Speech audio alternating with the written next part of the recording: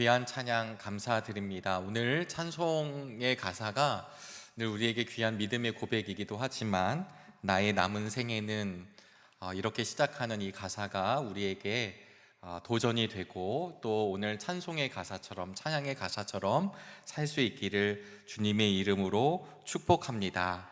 어느 구절이 좀 와 닿으셨는지 모르겠습니다. 너무나도 좋은 우리의 삶의 표대와도 같은 말씀이었는데요. 저는 은혜의 통로, 축복의 통로라는 말이 좀 와 닿았고요. 그리고 갑자기 1년을 살지 한 달을 살지 하는데 조금 마음이 우리 다 시작은 됐지만 끝이 있다는, 누구에게도 피해갈 수 없다는 그 진리를 오늘 담임 목사님 또 말씀해 주신 부분도 기억이 났습니다. 나의 남은 생애가 얼마일진 모르지만 하나님이 허락하시는 그 시간 동안 마음껏 예배자로, 전도자로, 하늘에 속한 자로 승리하시기를 주의 이름으로 축원합니다. 오늘은 저희들이 신앙 강좌로 모입니다. 원래 첫째 주에 우리 헌신 예배가 있는데 다음 주일이 우리 성령 강림절이기도 하고 청년 주일이기도 하여서 우리 5월 달에는 셋째 주일날 우리 청년부 헌신 예배가 다음 주에 있는 관계로 첫째 주와 둘째 주 지금 신앙 강좌를 하는 가운데 있습니다. 우리 주보에도 좀 소개가 되었지만 존 비비어 목사님의 관계라는 책이 있거든요.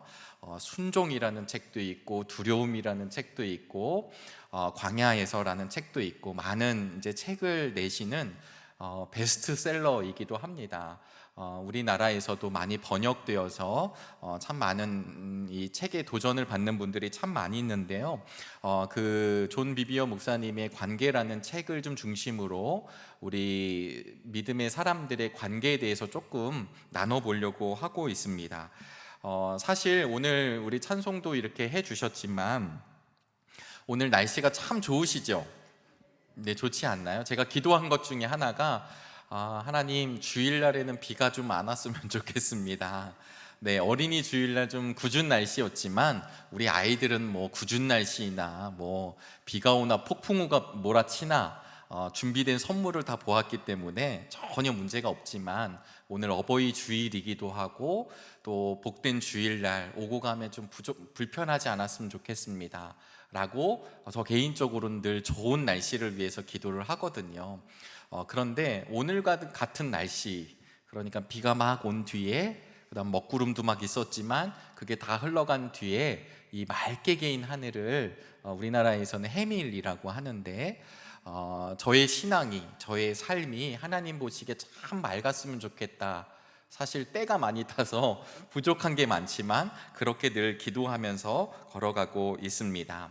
특별히 5월은 또 가정의 달이라고 하는데요. 이 가정의 달, 오늘 우리 아나운서 멘트에도 나왔지만 우리 가정이 작은 천국 되기를 소망합니다 라고 기도하고 있습니다. 그런데 아시다시피 이 현대 사회를 살아가고 있는 많은 공동체, 많은 가정 또는 부부 또는 부모와 자식 간의 관계들 속에서 행복한 이야기를 많이 듣기보다는 어렵고 힘들고 아픈 이야기를 들을 때가 참 많이 있습니다. 어떤 사회학자들은 이런 문제, 이렇게 가정이 좀 깨어지고 아파하고 또 공동체마다 신음하는 이야기들이 들려오는 소식을 많은 사회학자들이 급격스러운 변화로 보고 있습니다.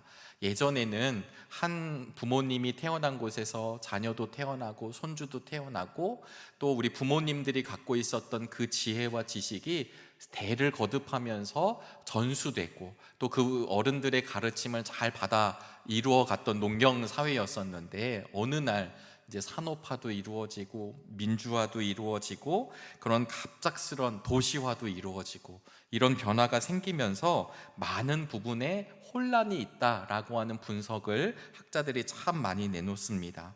대한민국 역시 엄청 빠른 속도로 변화됐기 때문에 가장 못 살았던 나라가 세계에서 제일로 못 살았던 건 아니지만 세계에서 제일 못 사는 분류되었던 대한민국이 하나님의 은혜로 주님의 기적으로 또 우리 대한민국 사람들이 갖고 있었던 그 성실과 근면 이런 또 좋은 전통으로 인해서 지금은 잘 사는 나라로 변화가 되었습니다.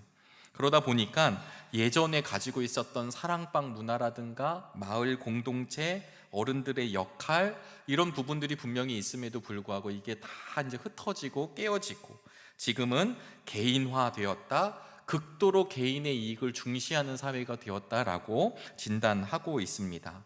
제가 어느 TV 프로그램을 봤는데 어떤 분이 이런 이야기를 하더라고요. 우리 이제 조선 왕조 500년을 보내면서 그 시절의 양반이라는 분들은 누구냐? 물론 양반 그러면 뭐 이렇게 좋은 것도 생각나고 나쁜 것도 생각나지만 그분은 자신의 연구 분야에서 양반들을 좋은 장점으로 평가하는 것 중에 하나가 뭐였냐면, 나라가 어려웠었을 때 기틀을 잡고 있었던 지도층이었다, 이렇게 이야기를 해요. 그런데 우리나라가 이렇게 급격한 변화가 이루어지고 난 뒤에 수많은 부자들이 나오게 되었는데, 길어야 60년, 70년 이 어마어마한 부를 갖고 있는 사람들이 등장했는데, 요즘 부자들의 특징을 그 학자는 뭐라고 진단을 했냐면 검증받지 못한 그룹이라고 진단을 했습니다. 그러니까 돈이 있어서 사회 리더가 되었고 지식층이 되었고 지배층이 되었지만, 저들이 정말 엄청나게 우리나라에 어려움이 왔을 때 정말 지도력을 발휘할 수 있는가? 우리 유럽 사회에 있었던 높은 사람들이 갖고 있었던 노블리스 오블리제 같은 게 참여하고 또 헌신하고 백성들을 위해서 하고 있는 그 문화를 가지고 있는가라고 진단하게 되었습니다. 저는 오늘 관계라고 하는 이제 큰 중심 안에서, 특별히 5월 가정의 달, 우리가 가정뿐만 아니라 특별히 이렇게 교회에서도 생활하고 속회로도 생활하고 있는 우리들 가운데 우리 주님이 말씀하시는 부분을 조금 점검해 보기를 간절히 바랍니다.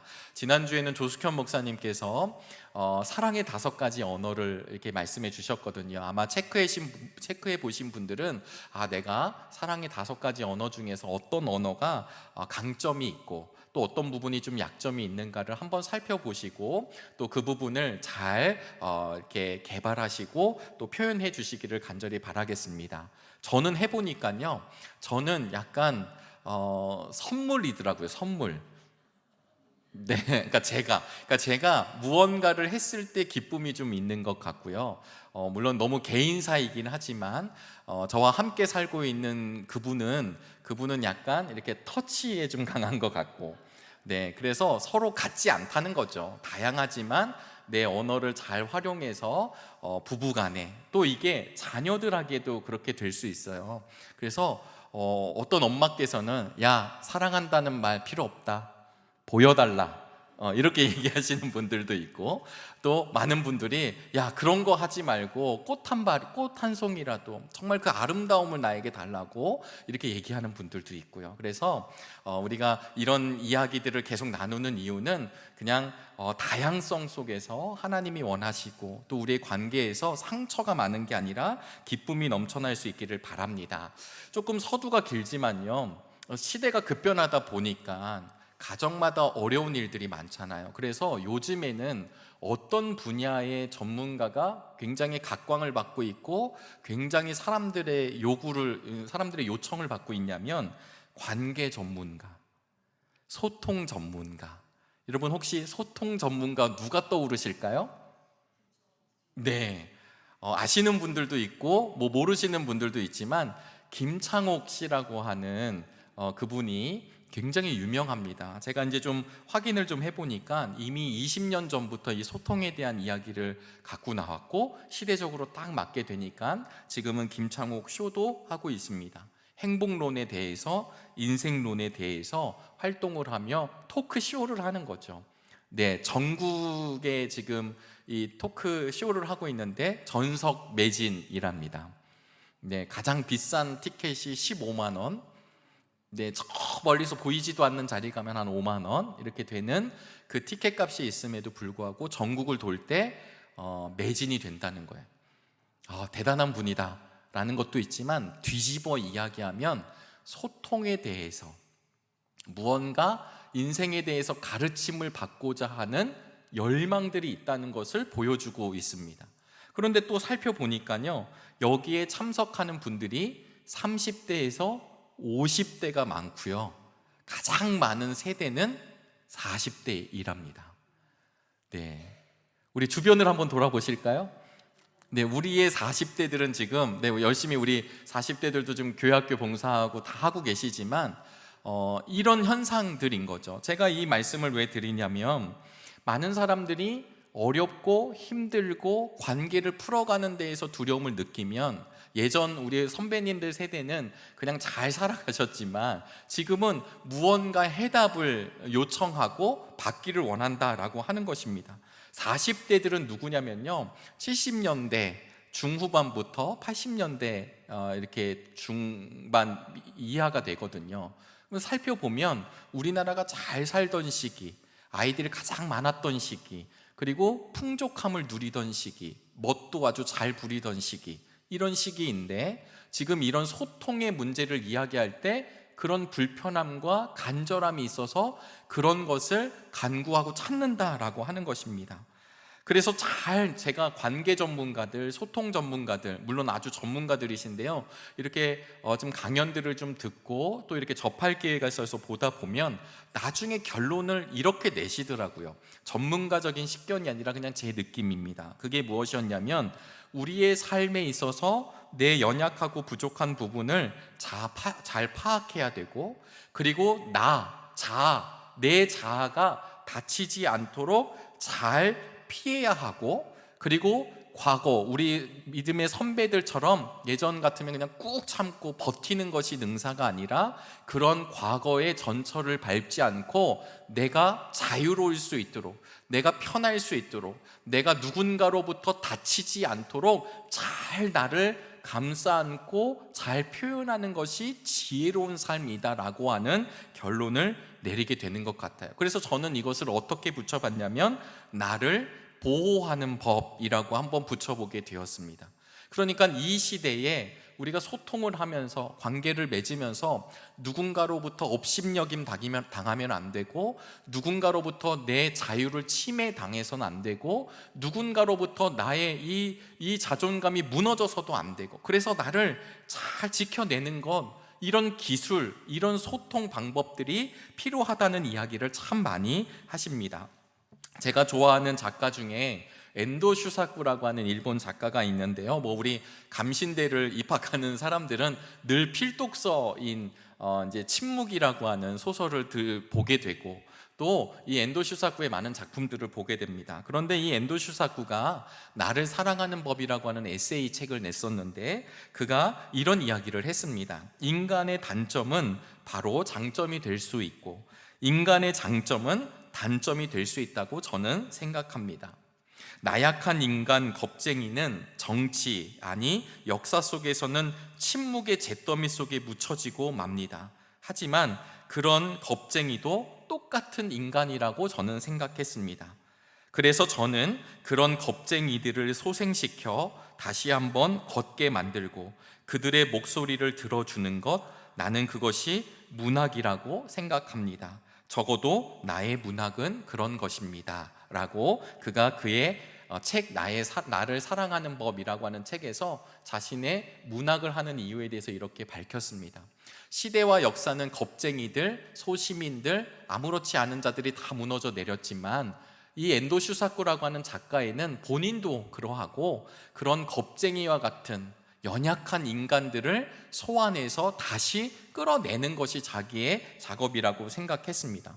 이렇게까지 가면 참 귀하고 아름다운 것이라 여겨지는데요, 아까 말씀드린 대로 많은 사람들이 관계를 맺으면서 나를 보호하는 법에 조금 더 집중하고 있다는 것이 저는 주목할 사항이라고 여겨졌습니다. 일본에는 히키코모리라고 하는 것이 있습니다. 들어보셨죠? 우리나라는 어떻게 얘기하냐면 은둔형 외톨이라고 이야기합니다. 어떤 이유가 있는지는 잘 모르겠지만 여러 상황들 속에서 사람들과의 관계를 끊고 방으로 들어가는 사람들을 이야기합니다. 일본에서는 이것이 또다시 문제가 되었는데요, 예전에 히키코모리들은 이제 젊은 세대가 들어갔는데 그럼 부모님들이 책임져 주었잖아요. 그런데 이제 그 부모님 세대가 돌아가시는 거예요. 근데 이 히키코모리들은 안에 있는 거예요. 그러다 보니까 이들이 삶을 마감하게 되더라도 누군가가 이야기해주지 못하는 삶의 문제들, 현상들이 드러나고 있다는 것입니다.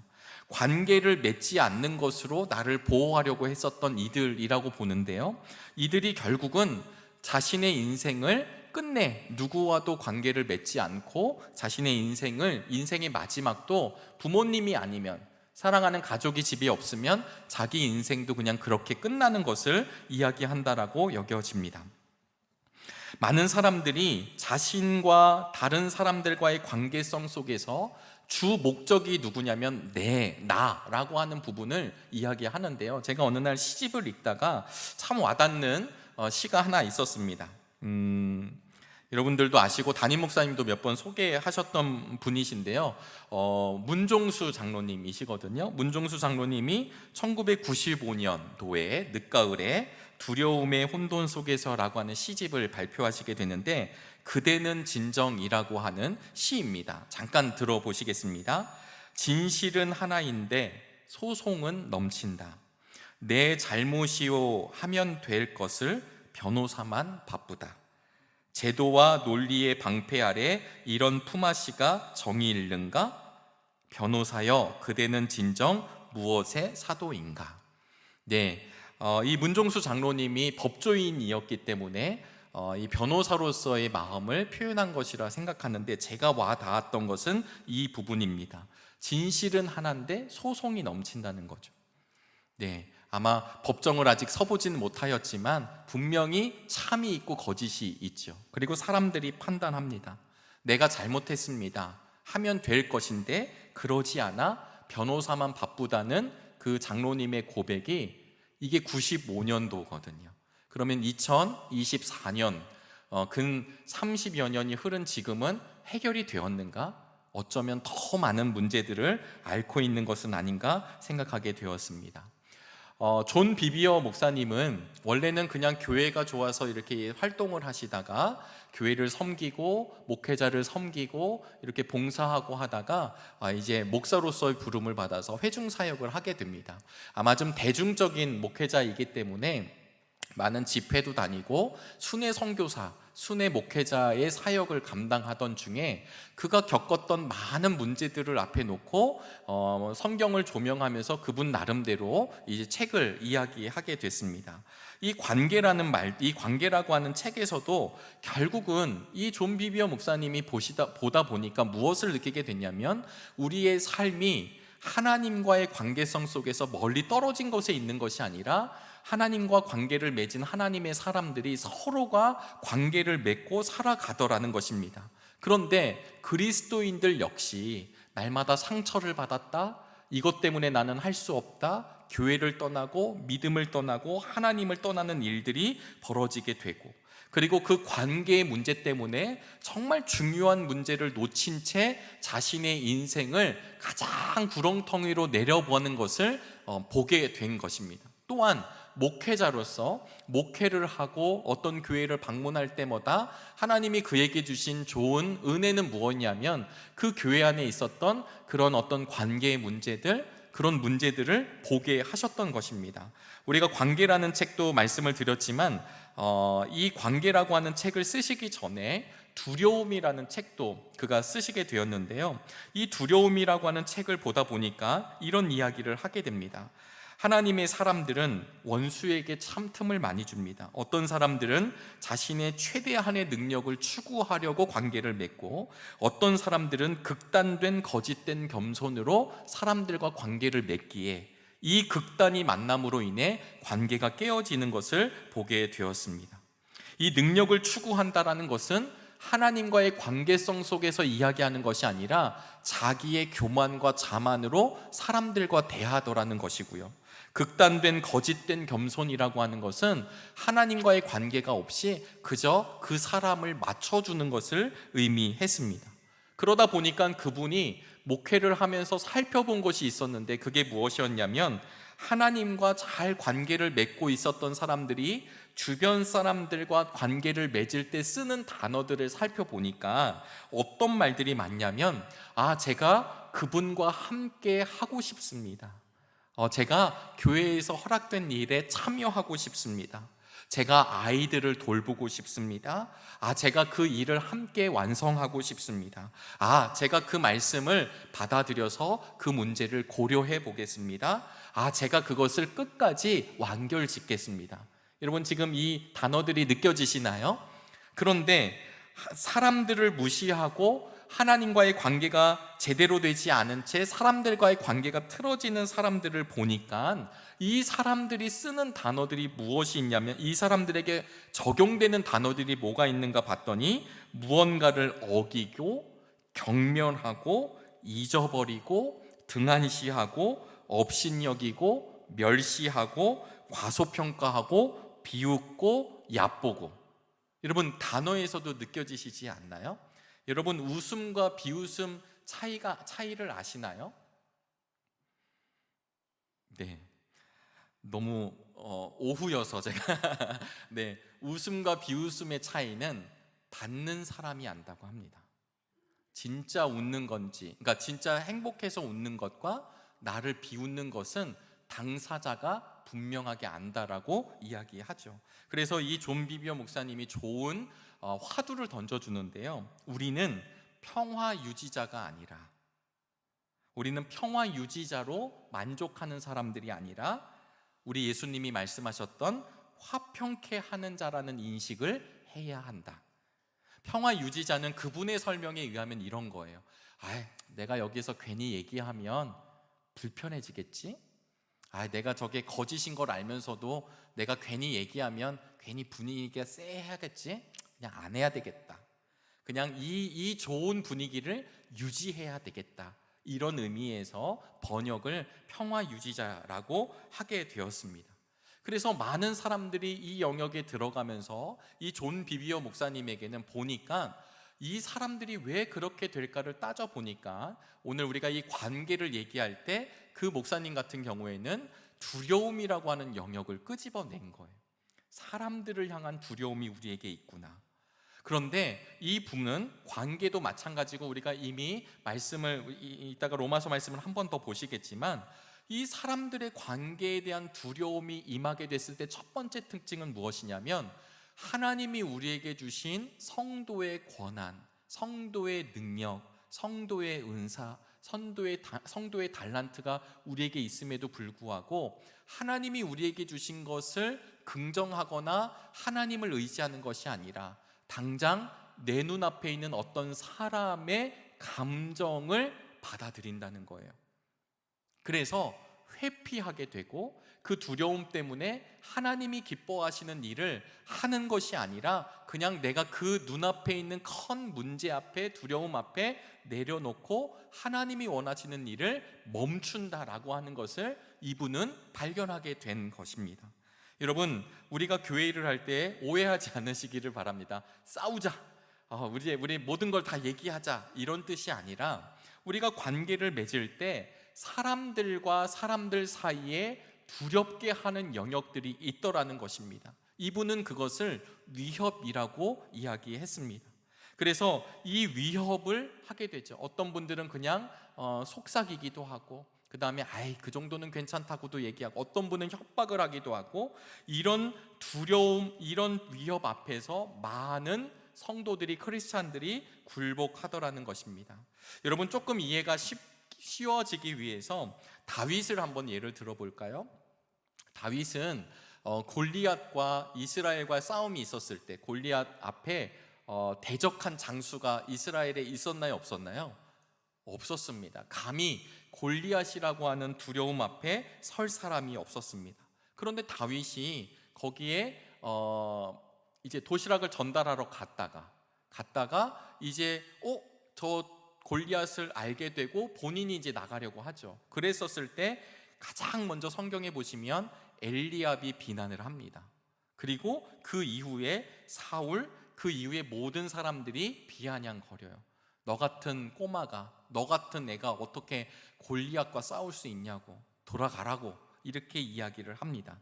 이것을 많은 사람들이 뭐라고 이야기를 하냐면, 본인이 갖고 있었던 두려움을 이 다윗에게 이제 대입하여서 이야기하고 있다라는 거예요. 강한 골리앗 앞에서는 얘기를 못하지만 약한 다윗 앞에서는 너까짓게 뭘 할 수 있냐라고 하며 힐난하더라는 것입니다.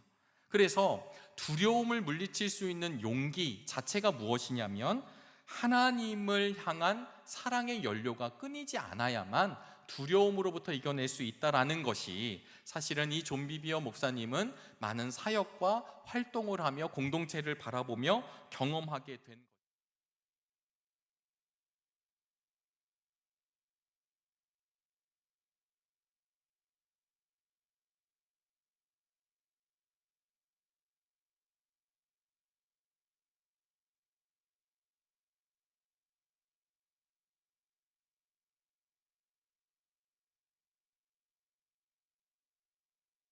그 한마디로 다 정리가 되고, 때로는 그게 불편하더라도 따라가야 되는 거죠.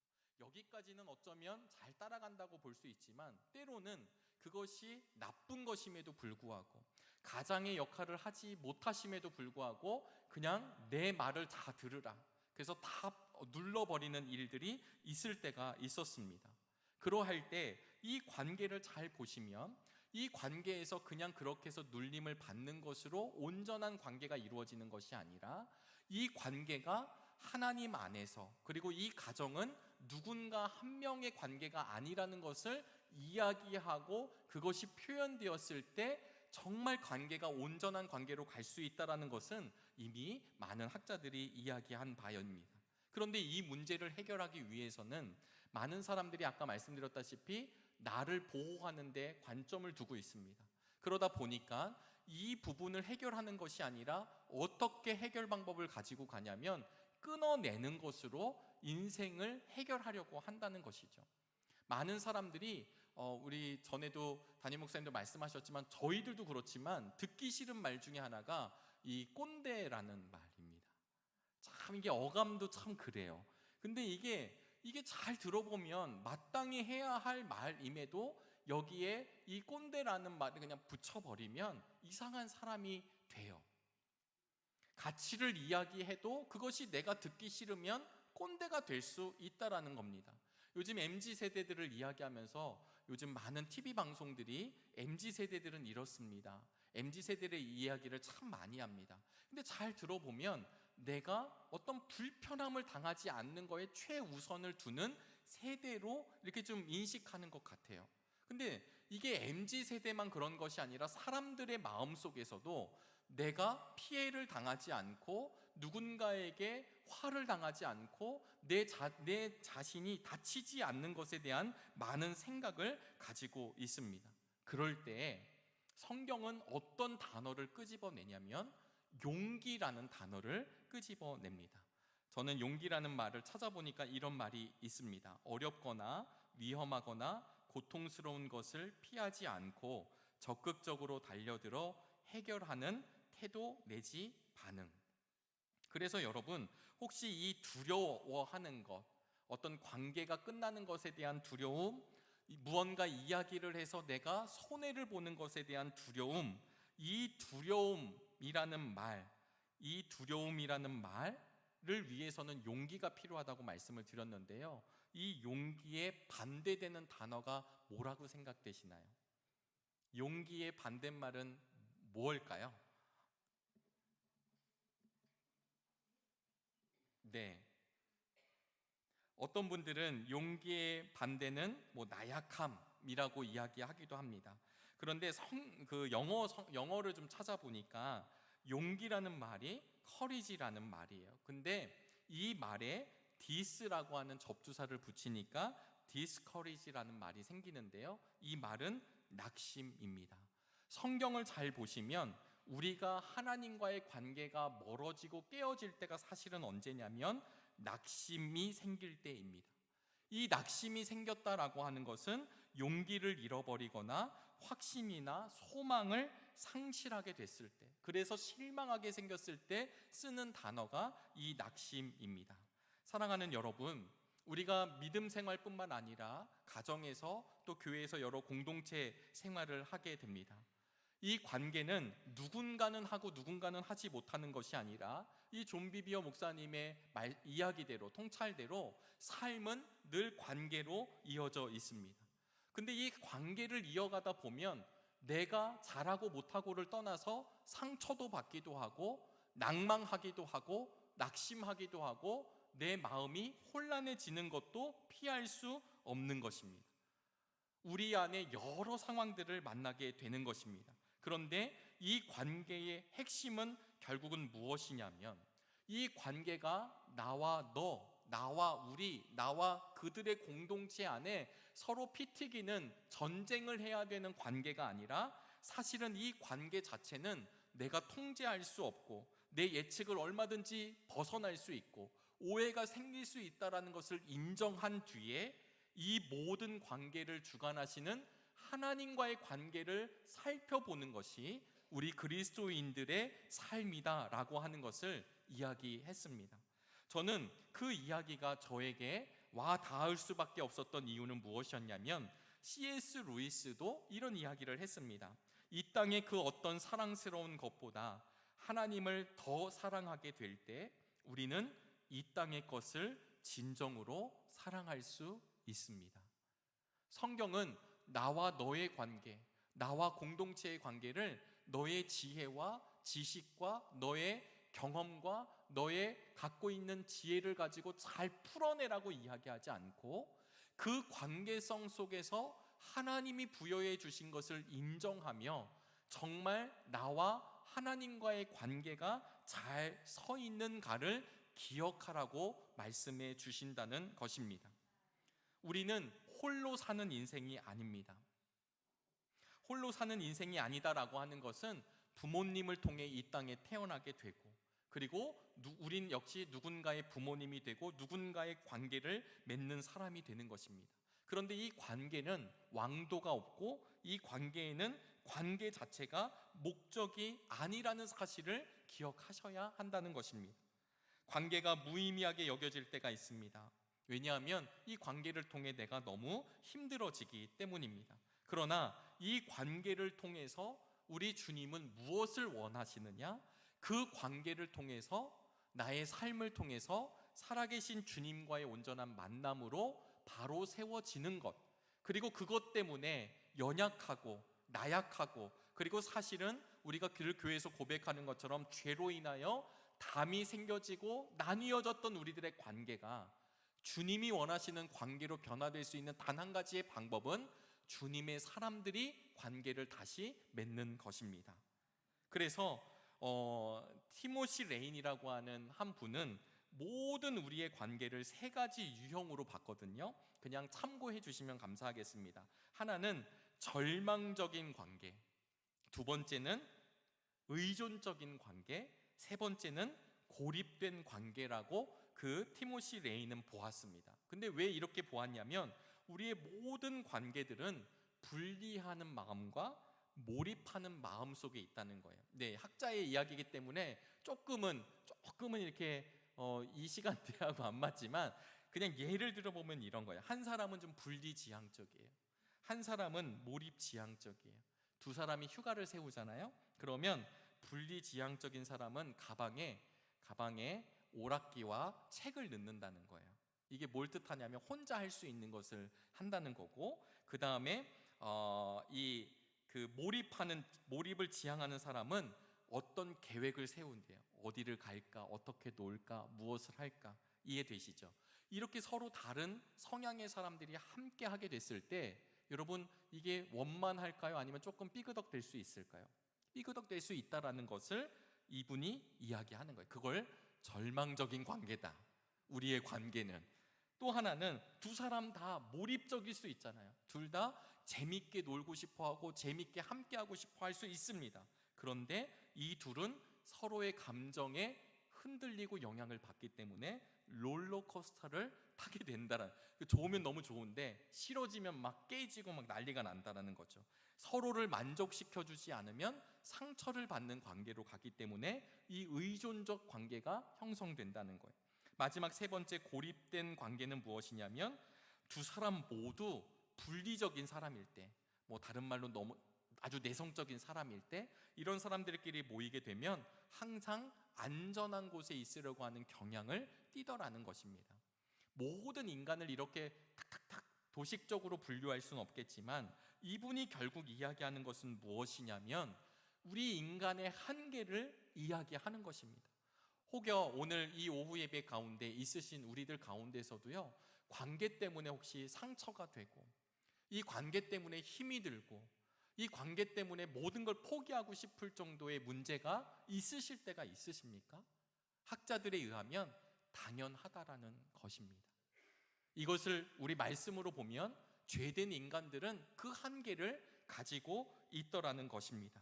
그래서 어떤 분은 이렇게 얘기했습니다. 우리는 믿음으로 말미암아 하나님과 새로운 관계를 맺고 또한 하나님과 연합한 모든 이들과도 새로운 관계를 맺게 된다. 오늘 믿음의 장성한 분량을 향해 걸어가는 우리 모두, 오늘 말씀을 로마서 14장 17절로부터 19절까지의 말씀을 보셨습니다. 유대 그리스도인들과 이방인 그리스도인들 사이에 치열한 다툼이 일어났던 로마 교회 안에서 제사 음식 문제를 가지고 치열한 싸움을 했었던 그들 가운데 오늘 사도 바울이 뭐라고 이야기하시냐면, 하나님의 나라는 먹는 일과 마시는 일이 아니라 성령 안에서 누리는 의와 평화와 기쁨입니다. 누군가의 관계를 놓고 편을 든 것이 아니라 진짜 하나님의 나라가 무엇인지를 사도 바울이 고백하고 있습니다. 그리고 그 하나님의 나라 안에서는 의와 평화와 기쁨을 누린다는 것입니다. 의는 하나님과의 관계가 회복된 것을 말미암고, 평화는 하나님만이 허락하여 주시는 샬롬의 복이 임한 것을 이야기하고, 기쁨이라는 것은 그런 삶을 살아갔을 때 찾아오는 하나님의 선물을 이야기합니다. 그래서 이런 상황 가운데 섬기는 사람들은 하나님을 당연히 기쁘게 해드리고 사람에게도 인정을 받는다는 사도 바울의 고백이 우리의 고백이 되기를 간절히 바랍니다. 서로 화평을 도모한다는 것은 내가 하나님과의 관계가 온전해졌을 때 이룰 수 있는 일입니다. 우리가 시간의 제약이 있지만 관계성 속에서 내가 언제까지 해주어야 할까? 내가 늘 의리여야 할까? 내가 이렇게까지 자존심을 구겨야 할까? 내가 여기까지 해주어야 할까? 지금 제가 한 모든 독백은 다 당연한 말입니다. 우리는 그렇게 할 필요가 없는 사람들이에요. 그러나 우리는 하나님의 사랑을 허락받은 그런 죄인된 우리들을 하나님이 끝까지 찾아와 주셔서, 우리 예수님을 끝까지 보내주시고 우리 주님이 끝까지 십자가의 길을 걸어가심으로 말미암아 하나님과의 관계가 회복된 먼저 된 성도들입니다. 그래서 여러분, 용서한다는 것, 누군가를 사랑하고 용서하고 받아들인다는 것은 아무나 할 수 있는 영역이 아니라, 내가 의식적으로 크기 때문에 할 수 있는 것이 아니라 하나님의 사랑을 경험하고 누린 사람만이 할 수 있는 일입니다. 반대로 내가 누군가에게 용서를 구하는 일도 내가 비굴하게 살기 위해서 하는 용서가 아니라 정말 내가 그분, 그 사람, 그 공동체 앞에 내가 정말 잘못해서 그것을 고백할 수 있다라고 한다면 그것은 아무나 할 수 있는 일이 아닙니다. 그래서 오늘 성경은 서로 화평을 도모하는 일과 서로 덕을 세우는 일에 힘을 씁시다 라고 두 양 진영에 있는 크리스천들에게 이야기를 하고 있습니다. 사랑하는 우리 정릉의 성도 여러분, 우리가 5월 가정의 달을 맞아 눈물 흘릴 일들이 참 많이 있습니다. 저도 저의 부모님이 계시지요. 한없이 크셨던 어른들, 저희 어머니, 가끔 저도 그렇지만 그때 우리 엄마와 아빠의 나이가 이쯤이었네? 이렇게 생각을 하게 됐어요. 저희 할아버지가 95년도에 이렇게 저희 친할아버지가 이제 암으로 인하여서 소천하셨습니다. 그때 제 기억에 있었던 장면이 무엇이었냐면, 저희 아버님은 5형제셨거든요. 근데 아버님이 이렇게 우는 장면이었어요. 근데 막 계속 우는 건 아니고 잘 참으시다가 아마 임종한 순간과 그 다음에 이때였던 것으로 기억합니다. 저는 중학교 3학년이었고 동생은 중학교 1학년이었습니다. 그런데 제가 그 나이를 살펴보니까 어느덧 제가 아버님의 나이로 온 거예요. 그런 저를 보니까 한없이 아기 같은데, 한없이 젊은이 같고, 한없이 그런데 그때 아버지가 그냥 엉엉 울었다는 표현이 아니라 그 삼켰던 울음, 그리고 장례를 큰 형으로서 이렇게 해나갔던 모습들을 보면, 또 저희 집을, 또 교회에서 섬기던 일을 보면, 야, 저렇게 젊으셨는데도 그런 일을 했구나. 이제는 제가 초등학교 시절 때는 저희 부모님이 다 저보다 어린 시절일 때 했던 것들, 제가 왜 눈물 날 일이 많냐고 말씀드렸냐면, 그런 부모님을 생각하면 또 눈물이 나죠. 우리 자녀들을 보면 오늘 사랑해요 한마디에도 어떤 분들은 눈물을 훔치셨습니다. 좋은 날이지만 우리 자녀들의 그런 고백 앞에, 다가오는 부부의 날, 또 여러 스승의 날, 이런 날들이 있을 때마다 사실은 기억하고 우리 안에 감동을 주는 일들이 있으실 것입니다. 그러나 여러분, 이런 와중에 우리들과 다르게 삶의 전쟁터에서 지옥과도 같이 살아가는 수많은 영혼들도 있다는 사실을 기억하시기를 바랍니다. 상사와 갈등 때문에, 친구들과의 갈등 때문에, 회사 안에서의 따돌림 때문에, 그리고 이웃과의 불화 때문에 심지어 자신의 목숨까지도 버려버리는 일들이 비일비재하게 일어나고 있습니다. 그런 우리들에게 성경은 관계에 대해서 끊임없이 말씀해 주십니다. 그리고 물으시죠. 정말 나와 관계를 잘 맺고 있니? 그 길만이 해결책이기 때문입니다. 우리가 신앙생활하며 정릉교회에서 함께 마음을 나눌 때 우리 주님 때문에 정말 행복한 삶이 되시기를 바랍니다.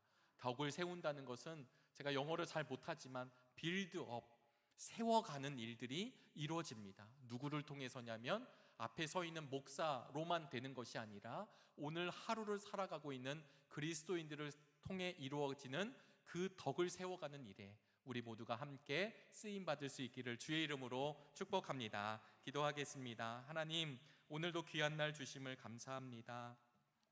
관계가 깨어지고 힘들어하는 이때에 하나님, 우리의 삶 가운데 주님과의 관계 점검하고 회복하는 은혜 허락하여 주시고, 또 그런 우리들을 통해 하나님 이 땅 가운데 하나님의 은총의 통로로, 하나님의 축복의 통로로 쓰임받기에 부족치 않도록 우리 모두를 사용하여 주시옵소서. 이 모든 말씀 살아계신 예수님의 이름으로 기도합니다. 아멘. 우리 옆에 계신 분들과